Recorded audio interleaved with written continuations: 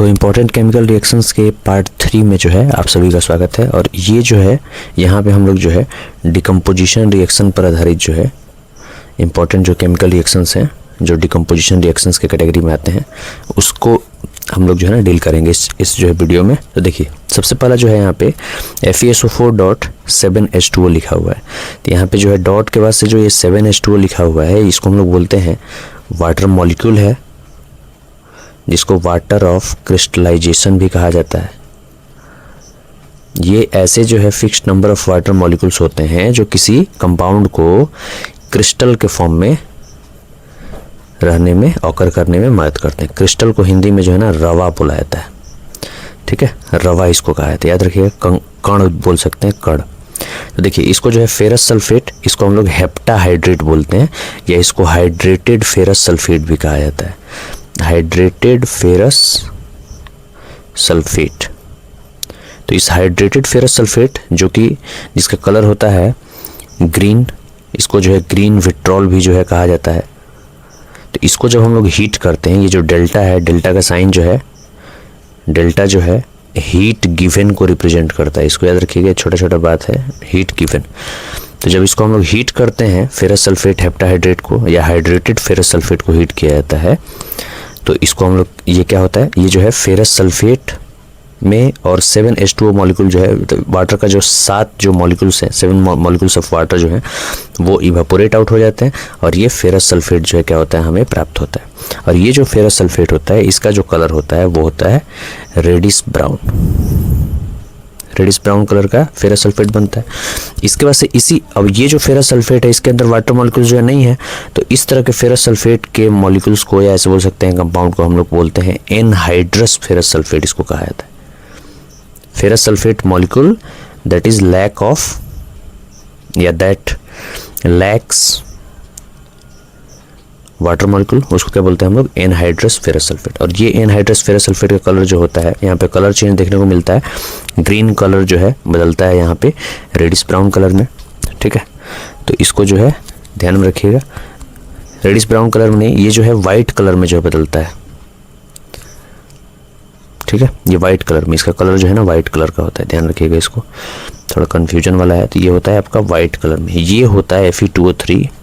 अब इस ferrous sulphate को हम लोग जब हीट करते हैं तो ये जो है ना रेडिश ब्राउन कलर का Fe2O3 बनाता है, जिसको हम लोग रस्ट भी बोलते हैं, आपको पता होगा, रेडिश ब्राउन कलर का ये रस्ट फॉर्मेशन। और ये SO2 और SO3 जो होता है ये बर्निंग सल्फर के जो है स्मेल जो है प्रोड्यूस करते हैं, बर्निंग सल्फर का स्मेल जो है ये देते हैं। सल्फर डाइऑक्साइड और sulphur trioxide these are the 2 basic pollutants आप जो है बोल सकते हैं। नाइट्रोजन और सल्फर के जो ऑक्साइड्स होते हैं वो एसिड रेन कॉज करने में भी क्या करते हैं, मदद करते हैं और एयर पोल्यूटेंट्स के कैटेगरी में भी आते हैं, ठीक है। यहीं जाकर के सल्फ्यूरिक एसिड वगैरह जो है बनाते हैं एयर में वाटर के साथ रिएक्ट करके, और फिर बारिश के साथ जब वो एसिड जब गिरता है ज़मीन पे तो एसिड रेन जो है फॉर्म होता है। तो इसको याद रखिएगा। तो ये दोनों जो है गैसेस का फॉर्मेशन यहाँ पे होता है इसके थर्मल डिकम्पोजिशन में, और ये एक सॉलिड का फॉर्मेशन होता है जिसको हम लोग रस्ट भी बोलते हैं, और रेडिश ब्राउन कलर जो है ये सॉलिड होता है।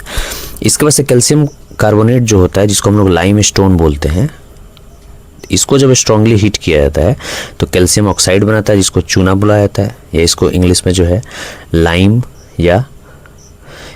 या इसको जो है क्विक लाइम भी कहा जाता है, और कार्बन डाइऑक्साइड का फॉर्मेशन होता है। इस लाइम स्टोन को जो है हम लोग मार्बल भी बोलते हैं, मार्बल, या इसको जो है ना चौक भी कहा जाता है, ठीक है। इसके बाद से जो है, इसके बाद से नेक्स्ट आपका जो है वो है आपका लेड नाइट्रेट, ठीक है। लेड नाइट्रेट जो होता है ये होता है आपका PbNO3 का होल ट्वाइस, लेड नाइट्रेट बोलते हैं इसको। ये लेड नाइट्रेट जो होता है ये इसको जब इसका जब थर्मल डिकम्पोजिशन होता है हीट के प्रेजेंस में, जब इसको हम लोग डिकम्पोज करते हैं, तोड़ते हैं, तो ये लेड ऑक्साइड बनाता है, और NO2 नाइट्रोजन डाइऑक्साइड का ब्राउन कलर जो है ना फ्यूम निकलता हुआ हमको वहाँ पे नज़र आता है, और ऑक्सीजन का भी जो है फॉर्मेशन वहाँ पे देखने को हमको मिलता है, ठीक है। इसके बाद से जो है ये AgCl और AgBr जो है ये लाइट के प्रेजेंस में डिकम्पोजिशन होता है। यहाँ पे ऊपर में जो है हम लोग लाइट लिख सकते हैं या सनलाइट लिख सकते हैं, या आप बड़े क्लास में जाइएगा ना तो ऊपर में जो है ना H न्यू लिखा जाता है, ऐसे इसको हम लोग जो है न्यू पढ़ते हैं, ठीक है। न्यू इसको जो है पढ़ा जाता है, ये जो है ना फ्रीक्वेंसी का जो है यूनिट है, ठीक है।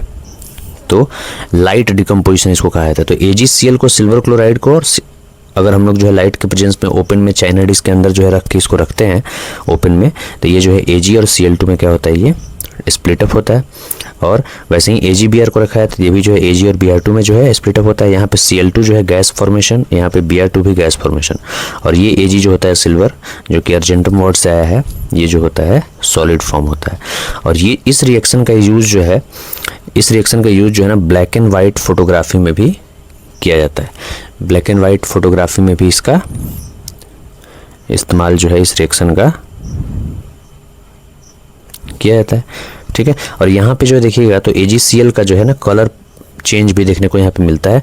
AgCl जो होता है जो कि वाइट कलर का होता है, वाइट सिल्वर क्लोराइड जो होता है वो चेंज होकर के जो है ये ग्रे कलर में जो है क्या होता है, बदलता है, ठीक है।